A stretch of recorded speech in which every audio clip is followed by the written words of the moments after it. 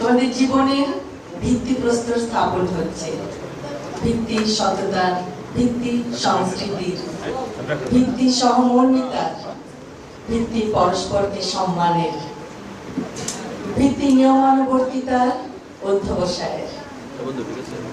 আমাদের বাংলাদেশে 28% শিশু জনসংখ্যার, এবং শিশুরাই জাতির ভবিষ্যৎ। তোমরা জাতির ভবিষ্যৎ, তোমরাই আগামীর বাংলাদেশ, এবং তোমরা আগামী দেশ গড়ার মহান সৈনিক।